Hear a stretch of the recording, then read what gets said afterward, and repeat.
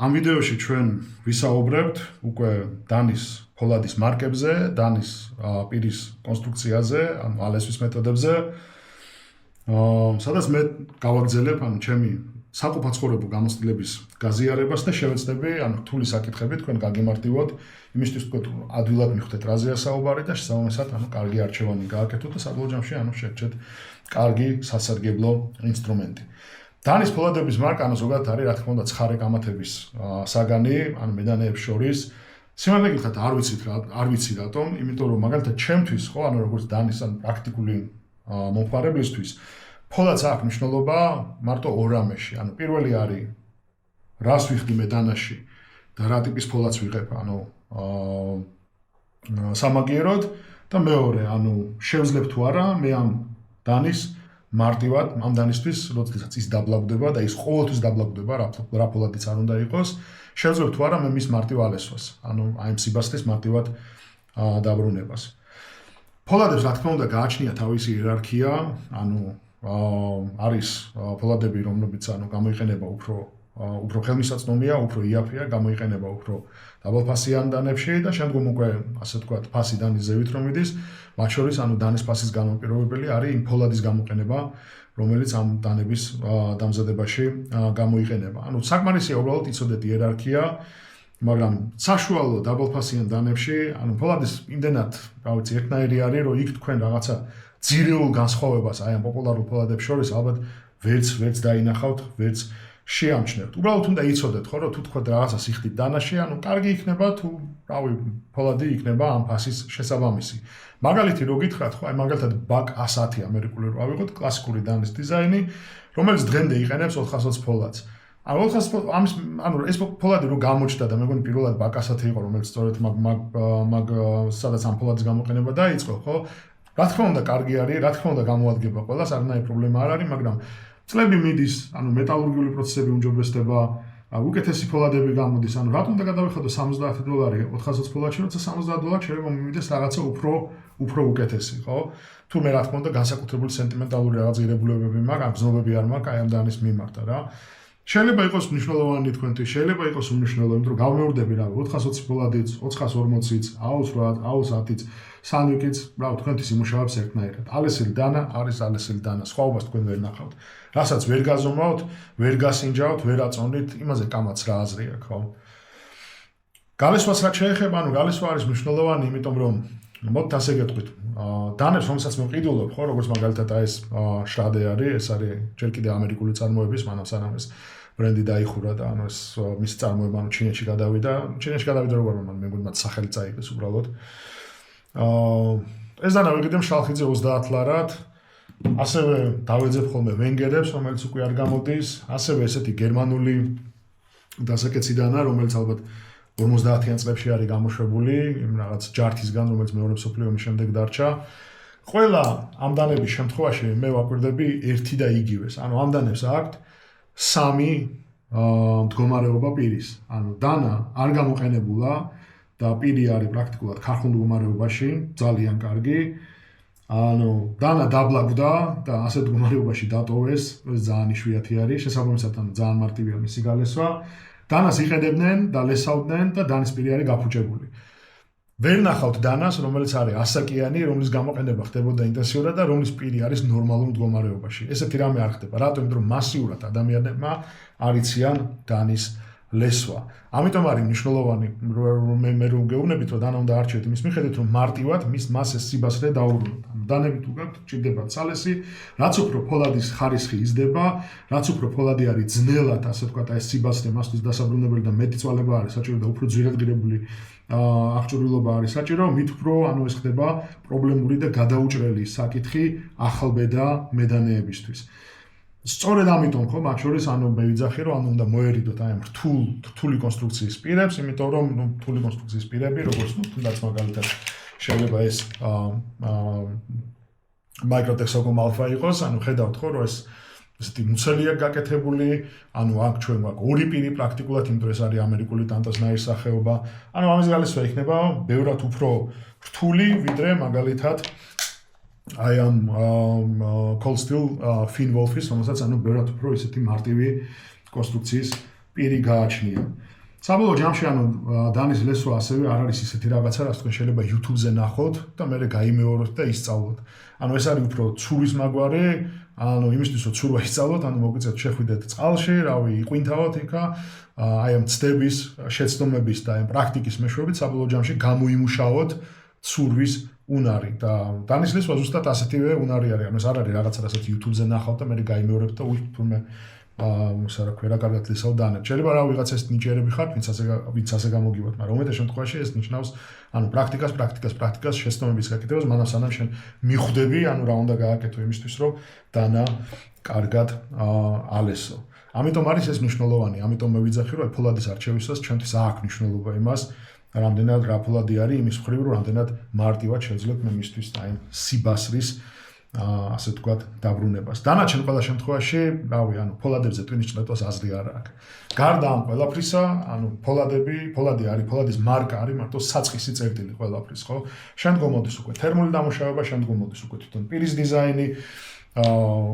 ყველა კომპანიას თავისი ტექნოლოგია აქვს, თავისი მიდგომები აქვს და ეს მრავალ აი ამ კომბინაციების მრავალფეროვნება, აი ამ მარკაზე, ფოლადის მარკაზე კამაც ხდის აბსოლუტურად უაზროს ჩემი აზრით და თქვენც ამაზე არ უნდა იწყლიდოთ თავი. ენდეთ წარმოებელს, მაგიტომ ვიძახე მე რომ აირჩიეთ წარმოებელი კარგი რეპუტაციით, რომელიც სპეციალიზირდება დანების გამოშვებაზე, იმიტომ რომ უნდა ივარაუდოთ რომ 2025 წელს ამ კომპანიებმა იციან კონკრეტული დანიშნულებისთვის რა მასალები და რა დანის და პირის კონსტრუქცია დიზაინი გამოიყენონ იმისთვის რომ ამ დანამ თავის ფუნქცია შეასრულოს ადეკვატურად. მაგიტომ არის მნიშვნელოვანი არ იყიდოთ ეს რაღაც უსახელო პროდუქცია, რაც გაურკვეველი წარმოებლებისგან, სადაც ყველანაირი ტიპის შეცდომა შეიძლება იყოს დაშვებული. ამით შეიძლება ვთქვათ, რომ ჩვენ დავასრულეთ ფოლადის მარკებზე საუბარი.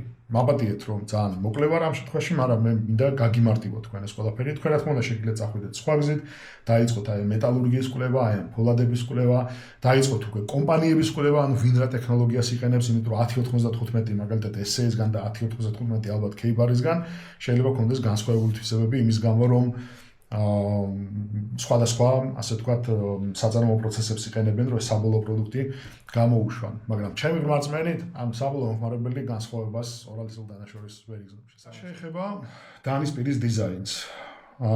თვითონ დანის დიზაინს რაც შეეხება, ახლა თქვენ ხვდებით, რომ ჩვენ ცხოვრობთ კონსუმერული კაპიტალიზმის ეპოქაში, მოდით ასე ვთქვათ, და ამ წარმოებლები, რომლებიც ძალიან ბევრი არის და უშვებენ ყველანაირი ტიპის დანებს, ცდილობენ მათ შორის ყურადღება მიიქციონ თავისი პროდუქციისადმი და აიძულონ ადამიანს იყიდონ დანა რაღაცა ეგზოტიკური გადაწყვეტილებები და საკითხავი დიზაინებით, ხო? სიმართლე გითხრათ, ჩემ კოლექციაში ესეთი დანა არ არის, იმიტომ რომ მე როგორც უკვე გითხარით, ვერც ვთქვათ ის დანა ვერ გიშვენეთ აქ უშუალოდ ეკრანზე, რომელიც არ უნდა იყიდოთ, იმიტომ რომ მე ამ დანებს უბრალოდ არ ვიჩერებ, ისინი რაღაცა კაპიკებში იყიდება, როგორც წესი უბრალოდ ვიღაცას ჩუქნი ხოლმე. ეგზოტიკური გადაწყვეტილებებისგან, ჩემი აზრით, უნდა შეიკავოთ თავი, დანები ყველაზე მარტივი პირის დიზაინით, როგორც ისევ და ისევ ეს Cold Fin Wolf-ი არის, როგორც წესი, არის ყველაზე გამოსადეგარი, ყველაზე უნივერსალური და ყველაზე ნაკლებ პრობლემას შეგიქმნით, თუნდაც მაშინ, როდესაც ამ დანის ალესვას დააპირებთ. რასაც უნდა მიაქციოთ ყურადღება, არის ეგრეთ წოდებული გრინდი, რა ტიპის პირი, რა ტიპის საჭრელი პირი არის დანაზე გამოყენებული. აქ საფუძვლები არის თქვენი, ასე ვთქვათ, საუკეთესო მეგობარი. ვიდრე საფუძვლებზე გადავალ, შემიძლია გითხრათ, რომ თქვენ რა თქმა უნდა შეგიძლიათ ენდოთ წარმოებას. მაგალითად, თქვენ გინდათ ბუშკრაფტის დანა, არანაირი განსაკუთრებული აქ იმების ექსპერიმენტების და კვლევების ჩატარების საჭიროება არ არის, თქვენ მიდიხართ, ნახულობთ წარმოებებს კარგი რეპუტაციით, რომელიც სპეციალიზირდება დანების წარმოებაზე, ნახულობთ ბუშკრაფტის მოდელს, წმუნდებით, რომ მისი ზომა, იერსახე, ფასი თქვენ გაწყობთ და უბრალოდ მას ყიდულობთ. აბსოლუტურ უმეტესობა შემთხვევაში თქვენ არ იქნებათ არანაირი პრობლემა, თქვენ ამ დანას გამოიყენებთ დანიშნულებით და საკმაოდ კმაყოფილები იქნებით. მაგრამ თუ თქვენ გინდათ გაერკვევთ დანის პირი და დანის პირის დიზაინებში, ხო, მაშინ რა თქმა უნდა გესმოდეთ საფუძვლები. მანამ სანამ გადავალ საფუძვლებზე, ასევე გეტყვით, რომ აქ არ არსებობს მიდგომა, ისე როგორც პრინციპში ფოლადებში, უკეთესი, უარესი. დანის პირის ფორმა და ეს ალესვის მეთოდი არის დამოკიდებული იმაზე, რა სამუშაოსთვის ეს დანა არის შექმნილი. კარგი წარმოებლების შემთხვევაში, რომელსაც კარგი რეპუტაცია გააჩნია და გამოცდილება გააჩნიათ, აცდენა ამაში არ იქნება. თუ ჩვენ ლაპარაკობთ რაღაცა საკითხავ, სხვა ქვეყნის ჩინური წარმოების დანებზე ან უსახელო წარმოებებზე იქ შეიძლება ყველანაირი კომპილაციები ნახოთ ამ ყველაფრის, გამოუსადეგარი ფოლადის, გამოუსადეგარი დიზაინერული გადაწყვეტილების, რომელიც საერთოდ არ შეესაბამება რაღაც ესეთი აჯებ სანდალი გვექნება სხვადასხვა რაღაცეებით, და საბოლოო ჯამში მივიღებ დანას, რომელიც არ გამოდგება არც ერთი საქმიანობისთვის. დანის ალესვის მეთოდს და საფუძვლებს რო დაუბრუნდეთ, აქ არის ყველაფერი ძალიან, მე ვიტყოდი, პრიმიტიულად მარტივად. წარმოიდგინეთ ესეთი ხაზი, ესეთი სქემა, ერთ მხარეს, ჩვენ გვაქვს სისქე, დანის პირის მაქსიმალური მდგრადობა და შესაბამისად, ჭრის ხარისხის, ჭრის დაბალი ხარისხი, ხოლო შემდგომ, ჩვენ გვაქვს პირის სისქის შემცირება, შესაბამისად ჭრის ხარისხი იზრდება, მაგრამ დანის მექანიკური მდგრადობა ცირდება, ხო? გრინდს რო გულისხმობ, რას გულისხმობ? ეს დანა რო გაჭრათ შუაზე, თქვენ დაინახავთ რა ფორმის იქნება ეს პირი, ხო? ყველა შემთხვევაში, აბსოლუტურ უმეტესობა შემთხვევაში, გარდა ჩიზელგენდისა, რომელიც გამოიყენება თვალწოდები რაღაც იაპონურ სამზარეულოს დანებში, ყველა დანის ფორმა იქნება სამკუთხედის ფორმის, ხო? ეს იქნება განიერი ზევით, იმიტომ რომ ჩვენ გვჭირდება სიგანი იმისთვის, რომ პირი იყოს ასე ვთქვათ, საკმარისად მდგრადი და შევიწროდება ქვებით, შევიწროება ჩვენთვის არის აუცილებელი, რომ დანამ ეს ჭრის ფუნქცია შეასრულოს. რა თქმა უნდა, სამზარეულოს დანები, რა თქმა უნდა, შებზარეულების დანები, პრინციპში იქნება მაქსიმალურად თხელი, იმიტომ რომ ხის დაფაზე იმისთვის, რომ საჭმელი საკვები პროდუქტები მოამზადოთ, თქვენ ეს მექანიკური მდგრადობა არ გჭირდებათ. მაგრამ ზოგადი დანიშნულების დანებში ჩვენ ეს გჭირდება, იმიტომ რომ ეს დანები უნდა ვივარაუდოთ, შეიძლება მას ჰქონდეს წარმოებლის მიერ მინიჭებული კონკრეტული ფუნქცია, მაგრამ უნდა ივარაუდოთ, რომ ადამიანი შეეცდება ამ დანის გამოყენებას ყველგან, სადაც მას დაჭირდება, ესეთი შედარებით მდგრადი, რკინის ნაჭერი, ალესილი ერთი მხრიდან. D'accord, je vais faire mon possible. Merci. C'est le canif personnel du commandant. Très aimable. Tu vois, cassé. Voilà, le canif personnel du commandant, il y a eu un problème. Ah bah mince, non mais il y tenait beaucoup. უნდა ვივარაუდოთ, რომ დანის ფართო გამოყენება იქნება, ამიტომ გარკვეული მექანიკური მდგრადობა უნდა გქონდეს ნებისმიერ დანებს. ჩემ დანებს მე ვაფასებ ზოგადად ორჯერ, დანები, რომელიც მე შემიძლია წავიღო ტყეში და დანები, რომელიც მე არ შემიძლია რომ წავიღო ტყეში. ეს არის ჩემი ძირითადი კლასიფიკაცია, ჩემი ასე ვთქვათ დანების და აგიხსნით, რატო ვიყენებ ამ კლასიფიკაციას. ეს არის დელიკა 4 სპაიდერკო და აი ჩვენ სქემაზე, რომელიც მე თქვენ გითხარით, ის იქნება სადღაც აქეთ ამ მხარეს, მაქსიმალური ჭრის კომფორტი. რატომ? ჩვენ გვაქვს აქ ძალიან თხელი დანის პირი, მისი ხერხემალი არის საკმაოდ თხელი. ეს არის full flat grindy, რაც ნიშნავს, რომ პირდაპირ ზევიდან დანა ეგრევე იწყებს აი სამკუთხედის ფორმირებას და საბოლოო ჯამში გადადის აი ამ secondary bevel-ში, რომელიც არის უკვე უშუალოდ ის დანის პირი, რომლითაც თქვენ ჭრით. თავისთავად ცხადია, აი ესეთი თხელი grindy უზრუნველყოფს ჭრის ძალიან კარგ ხარისხს, მაგრამ იმის გამო, რომ აქ არის ძალიან ცოტა მეტალი, იმის გამო, რომ ეს ფართობი თხელი მეტალი საკმაოდ დიდი არის, თავისთავად ცხადია, მექანიკური მდგრადობა ამ დანას ისეთი არ ექნება. ეს რომ სადმე გადაბრიცოთ, ეს რომ რაღაც გამოიყენოთ უხეში სამუშაოსთვის, კი არის ალბათობა იმისი, რომ მოხდება დანის პირის დაზიანება, გაღონვა, ამოტეხვა, ეგეთი ცუდი რაღაცეები. მეორე მხარეს, მაქსიმალური სისქე და მაქსიმალური მდგრადობა და შეზღუდული ჭრის, ასე ვთქვათ, მახასიათებლები არის cold steel Finwolf-ი. რატო? იმიტომ რომ cold steel Finwolf-ი იყენებს ეგრეთ წოდებულ სკანდინგრინს, სკანდინავიურ ალესვას, სკანდინავიურ დანის პირს. რასაც აქ ჩვენ ხედავთ, არის პირდაპირ საპირისპირო იმისი, რაც მე თქვენ განახეთ დელიკა 4-ის შემთხვევაში. აქ ჩვენ გვაქვს თითქმის ორჯერ უფრო სქელი დანის პირი. ეს სისქე ნარჩუნდება, აი ამ ფართობის 3/4-ით პრაქტიკულად, რის შემდეგ პირდაპირ ხდება ეგრეთ წოდებული secondary bevel-ის ფორმირება, რომელიც არის ჩვენი საჭრელი პირი. რას ნიშნავს ეს, ხო? რომ მაგალითად მე მაქვს ვაშლი, რომელიც მე მინდა გავჭრა და ნახევარი მივაწოდო ჩემ მეგობარს, ხო? ეს დანა ამ ვაშლს ჩაჭრის და შემდგომ ეს სისქე და ეს ალესვის ფორმა აი ამ დანის ამ ვაშლს გახეთქავს. ხო, ჩვენ რა თქმა უნდა ეს არ გვინდა. ასეთი ოპერაციებისთვის ჩვენ გვჭირდება რაღაც ასეთი, რაც ვაშლს აკურატულად გაჭრის და შევძლეთ, შესაბამისად ეს აკურატულად მოჭრილი ნაჭერი ჩვენ მეგობარს გადავცეთ, მაგრამ სად გვჭირდება ეს ხლეჩვის ფუნქცია, მოდი ასე ვთქვათ, ხო? უხეშ სამუშაოში, ნაფოტების მომზადებაში, ხის გათლაში, შეშის ჩეხვაში, რისთვისაც ზუსტადაც გამოიყენება ეს სკანდინგრინდი, და სკანდინგრინდი მეტწილად გამოიყენება აი ბუშკრაფტის დანებში, კემპინგის დანებში, დანები, რომელიც გამოიყენება უხეში საქმიანობისთვის. რა თქმა უნდა, ამ დანით იგივე ძეხვის დაჭრა, საჭმლის მომზადება, ან სხვა ესეთი დელიკატური საჭრელი ოპერაციები არ გამოდგება. მათ შორის ანუ ეს ტრიკები რო არის, ანუ ეს წყლით სავსე ბოთლების გადაჭრა. როგორ კარგადაც ეს არ უნდა ალესოთ, ანუ ბოთლს ეს არ გაჭრის. იმის გამო რომ შეეცდება ბოთლი გახლიჩოს. ბოთლი არის პლასმასის, პლასმასა არის დრეკადი, ეგ მეთოდი მან ასე ვთქვათ არ მუშაობს. აი ეს არის განსხვავება, ასე ვთქვათ. აი თუ ეს გესმით ეს ყველაფერი, უკვე თქვენ შეძლებთ ერთადერთი რაც თქვენ დაგჭირდებათ, მარტო უნდა გაირკვიოთ გრინდებში, იმიტომ რომ გრინდები არის hollow გრინდი, flat-ი, full flat-ი, sabre-ი, convex-ი და ასე შემდეგ, მაგრამ ყველა ეს გრინდი აი ამ სქემაში თავსდება და ერთი და იგივე პრინციპი მუშაობს აქ, ანუ სითხელე ნაკლები მდგრადობა უკეთესი ჭრა, სისქე მეტი მდგრადობა უარესი ჭრა. რა გჭირდება თქვენ? ეს არის თქვენი გადასაწყვეტი. მაგალითად, ეს კეიბარი, რომელსაც მე 20 წელია სხვადასხვა დანიშნულებებისთვის ვიყენებ, არის ერთ-ერთი ჩემი საყვარელი saber grindi, იმიტომ რომ აქ შეხედეთ, ანუ თითქმის ნახევარზე არის სისქე შენარჩუნებული, რაც უზრუნველყოფს კარგ მდგრადობას, მაგრამ ამავე დროს primary bevel-ის ფორმირება ხდება და რომელიც შემდგომ გადადის უკვე secondary bevel-ში საჭრელში. ანუ ჩვენ აქ გვაქვს ერთდროულად სისქეც, რაც არის საჭირო იმისთვის, რომ ანუ მექანიკური მდგრადობა იყოს უზრუნველყოფილი, მაგრამ ამავე დროს გვაქვს გარკვეული საშუალება ეს დელიკატური საჭრელი ოპერაციები შევასრულოთ. ეს არის ზოგადი დანიშნულების დანა, რომელიც მე ვატარებ ამას, ანუ რისთვის ესე იგი, რომ თავდაცვისთვის, იმიტომ რომ ეს არის თუ ამის საჭიროება დადგა, იმიტომ რომ მას აქ კარგი სიგრძე და შესაბამისად გაძლევს შენ აი დისტანციის უპირატესობას. აქ ჩვენ გვაქვს მდგრადობა, რაც გამოდგება იმისთვის, რომ რაღაცა გაჩეხო, გზა გაიკვალო ბუჩქებში, ან რაღაცა თქვა სასიარულო ჯოხი მოჩეხო, ან რავი შეშა მოამზადო, ნაფოტები მოამზადო, არანაირი პრობლემა ამაში არ არის.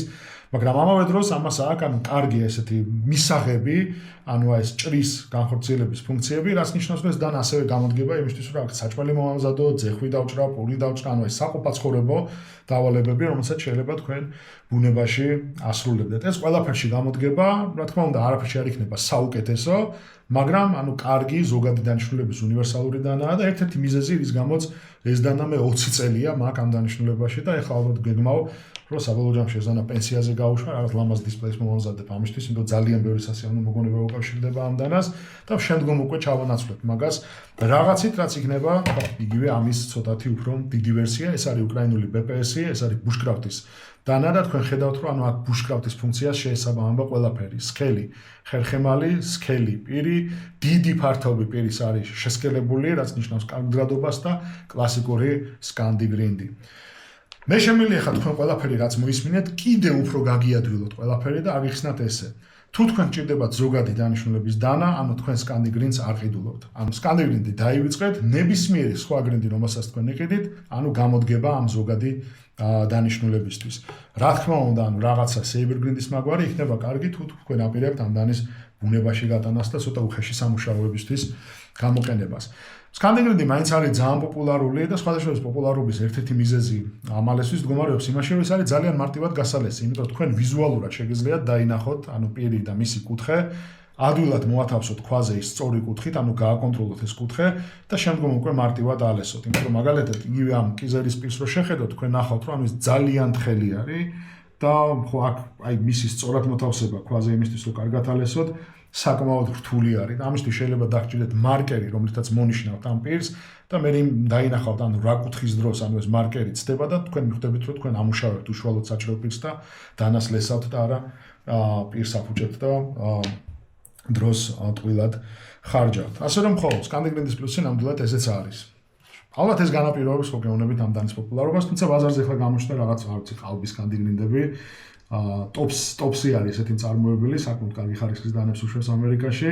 მან შევამჩნია, რომ ანუ თითქოს სკანდი გრინდი არის, მაგრამ სინამდვილეში ანუ ეს secondary bevel-ია გაკეთებული და რაღაც ხო ანუ full ანუ half scandy თუ რაღაც ყალბის სკანდი გამოდის თუ რაღაც ესეთი. არ ვიცი ეს რითი არის განპირობებული, სიმართლე გითხრათ, შეიძლება იმითი რომ ანუ ადამიანები ყიდულობენ სკანდის, მე ხვდებიან რომ რაღაც პრობლემები არის ჭრაში და ასე შეეცადენ პრობლემის გადაწყვეტას, თუმცა კომენტარებში რა თქმა უნდა ბევრი ადამიანი უჩიოდა, იმიტომ რომ მათ უნდათ ნამდვილი სკანდი და მიიღეს სინამდვილეში რაღაცა სხვა. რაც არის ეგ არის, ასე ვთქვათ, ხო ხდებით, ანუ მომხმარებელი არის გაუთვითცნობიერებელი დანების 99% შემთხვევაში, როგორც ეს არის მანქანების შემთხვევაში, როგორც ეს არის იარაღის შემთხვევაში და მწარმოებლები ცდილობენ, ასე ვთქვათ, აი ეს გაუთვითცნობიერებლობა გაითვალისწინონ იმისთვის, რომ შექმნან პროდუქტი, რომელიც აი მასას დააკმაყოფილებს. რა თქმა უნდა, ანუ დანის პირის დიზაინებზე საუბარი არ იქნებოდა სრულყოფილი. რომ არ შევიხოთ ისეთ რაღაცას, რასაც ქვია სერეიტორი. ანუ ეს, რასაც თქვენ ხედავთ თქვენ ეკრანებზე, არის $15 ნაყიდი 20 წლის წინ Smith & Wesson Extreme Ops-ი. ეს იყო პირველი დანა, რომელიც მე ვიყიდე სერეიტორით და უკანასკნელი, იმიტომ რომ მე მივხვდი, რომ სერეიტორი ჩემთვის არ არის. რა არის სერეიტორი? სერეიტორი არის პრაქტიკულად მიკრო ხერხი, რომელიც არის დანის პირზე განთავსებული, შეიძლება იყოს full serrated პირი, როდესაც მთელი ეს საჭრელი პირი არის სერეიტორის ფორმის შესრულებული, შეიძლება იყოს ნახევარი, როდესაც დაახლოებით თქვენ გაქვთ საჭრელი პირები და ასევე გაქვთ სერეიტორი. საიდან წამოვიდა ეს სერეიტორი? სიმართლე გითხრათ, ისტორია მე არ ვიცი, არ ვარ დარწმუნებული, რომ დანამდვილებით ვიცი. ერთადერთი რაც ვიცი, რომ სერეიტორები, ეგრეთ წოდებული სტრაპარეზები გამოიყენებოდა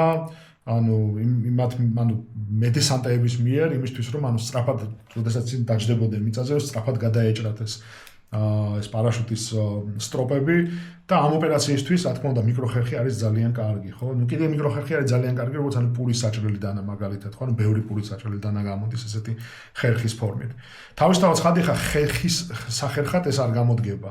რისთვის გამოდგება, მე არ ვიცი, რავი, კომენტარებში შეიძლება დაწეროთ, ეს სერეიტორი რაში გადგებათ, მე არ მადგება არაფერში, მაგალითად. მე ვიცი, რომ 1 მეტრზე აქებდა სერეიტორს, იმიტომ რომ იძახდა, რომ თევზისთვის თავის მოჭრა, მაგალითად სერეიტორით უფრო ადვილი არის და უფრო მარტივი არის. სხვა ფუნქცია მე სიმართლე გითხრათ, ვერ ვიგონებ. რა თქმა უნდა, სერეიტორი თავის სიბასტეს და ამ ჭრის და გახერხვის ფუნქციას, რა თქმა უნდა, ინარჩუნებს ძალიან დიდი ხანი, უფრო დიდი ხანი ალბათ ვიდრე საჭრელი პირი, მაგრამ ჩემთვის მაგალითად უცნობია, სერეიტორის გალესვა როგორ არის, არც დავინტერესებული ვარ, იმიტომ რომ მაქვს ნულოვანი გამოცდილება. შეიძლება სხვა ადამიანს კონდეს უფრო მეტი გამოცდილება და უფრო უკეთესად მოგიბათ, მაგრამ მე ვიტყოდი, რომ ასე ვთქვათ, მოერიდეთ სერეიტორებს, დიდი ალბათობით თქვენის უბრალოდ არ გჭირდება. ასევე მე როგორც გითხარით, მოერიდეთ რთული გეომეტრიის პირებს, მათ შორის ამ ამერიკულ ტანტოს, ესეც არის ამერიკული ტანტო. საიდან წამოვიდა ამერიკული ტანტო? ამერიკული ტანტო წამოვიდა, როგორც ხდები, ამ იაპონური გრძელი დანებისგან. როდესაც სამურაის ხმალი გადატყდებოდა, შემდგომ მას რაღაც ესეთ ხანჯლად, ეგეთ რაღაცად აქცევდნენ. და იქ სიმართლე გითხრათ, მე როგორც ვიცი, საბოლოო ჯამში მას ასეთ მოტეხილ მდგომარეობაში კი არ ტოვებდნენ, რაღაცა ამ ფორმას აძლევდნენ. მაგრამ პირველად მე მგონი 90-იანებში თუ არ ვცდები, Coldsteel-მა შეიძლება ვცდები, შემოიყვანა ეს დიზაინი, რასაც ამერიკული ტანტო ქვია, პრაქტიკულად თქვენ ხედავთ აქ, რომ არის ორი პირი. არ ვიცი ხა ეს რისთვის არის გამოსადეგი, ნამდვილად ვერ გეტყვით ხა და მე ვიცი რომ ამის ალესვა არის საკმაოდ რთული და მე ამ ამერიკული ტანტოს მოყვარული მაინდა-მაინც არა ვარ, ასე ვთქვათ რა, იმიტომ რომ ჩემთვის ეს გამოსადეგი არ არის.